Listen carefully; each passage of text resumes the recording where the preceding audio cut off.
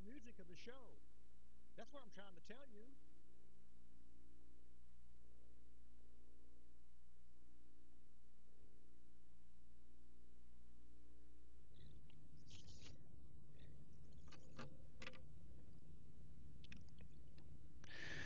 Okay, it's time to go live now. I propose, are we live or are we not? I'm sorry, I can't hear you. You say we are live. Okay, thank you.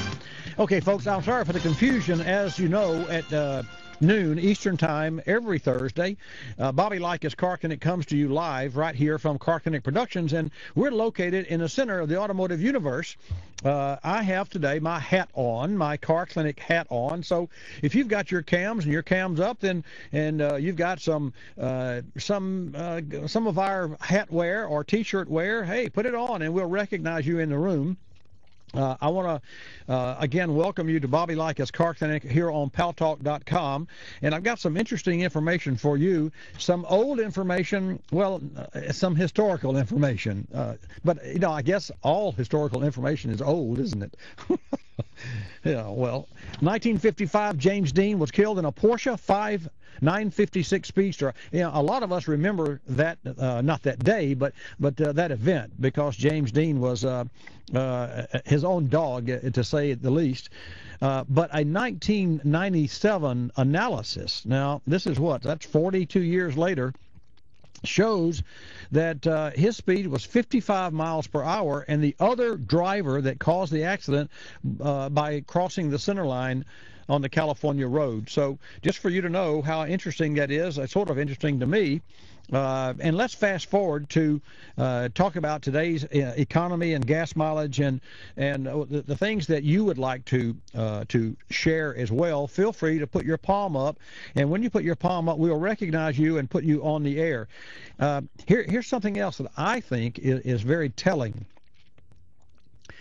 Given the fact that the big three are in D.C. trying diligently to borrow $25 billion. And I have my own feelings about that. I don't know if you do or not, but I'd love to hear from you if you have some input. I will say this, and I don't know who it was that mentioned this. Maybe it was Barney Frank, but don't know for sure, so I won't say. But it was mentioned, if you'll remember, during the hearings, that these three corporate CEOs flew into D.C. on their corporate jets, and there they were asking for a handout. How rude, how political, and how that's a no-brainer. If you were a corporate CEO of GM and you had to be in D.C. on a certain time, and California at a certain time, and back to D.C. at a certain time, and then back to Detroit, you certainly wouldn't book a flight on an airline, Delta or any other airline that might render you not there on time. You certainly would take the corporate jet. And if I were you, and I'm sure if you were you, and you had a corporate jet, you'd fly it. That doesn't mean that they're not saying that they're in poverty. That's not what they're saying at all. They're saying that they need help.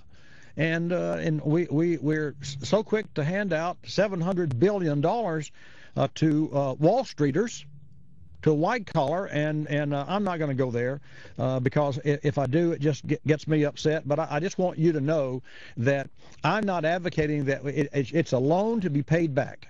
And that's the way I would feel about it. Of course, I was not an advocate of giving $700 billion to Wall Street, because you and I and everyone who's tuned in the world, and if there's someone who is in that process, I would love to hear from you as to explain to me who will be in control of the allocation of the dollars.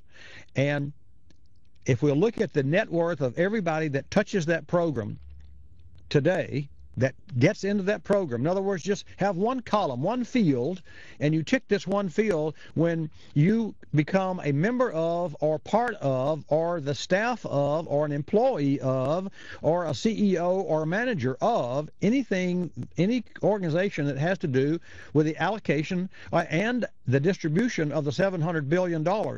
So it's kind of like the Sunshine Act, where you have to disclose your net worth. I think every person should disclose, and then we should go back in 3 years, 2 years, or 1 year, or 6 months and look at that same net worth and see where they've come and how fast they've come, because I know it in my heart, and I'm not a negative person, but I know it in my heart that there are going to be a lot of people that get rich over the $700 billion that we're going to give away to Wall Street and the banks under the umbrella of, and not the guys, because it's supposed to be earmarked to increase and help banks lend money to get the economy going again. I don't know that that's really happened yet, but I do know and have heard, I don't know this for a fact because I haven't seen the checks, that there are people who are definitely still receiving CEOs. I mean, I take up for them on one hand with the jets, and then I nail them with CEOs of these large companies that are spending money and parties they're having at hotels and what have you. In my hometown, right here in the center of the automotive universe, we have, in the state of Florida, we have some serious tax issues and those sorts of things. And yet we recently had an ice cream party for a group of people, and the county paid $1,200 for ice cream. Go figure. So in 1967, the National Highway Traffic Safety Administration came into being by order of President Johnson, and the UK drafted the first mandatory belt use law in 1967, and it lasted 2 months before it was repealed. In 1983, it was finally approved.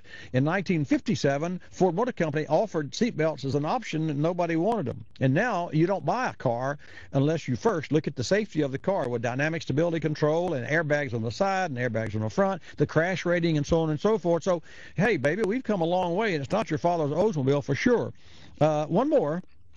This is interesting. In 1997, GM in San Diego demonstrated a fly-by computer, no driver control, the cause of most accidents, the drivers. So they had 7 Buick LeSabres that traveled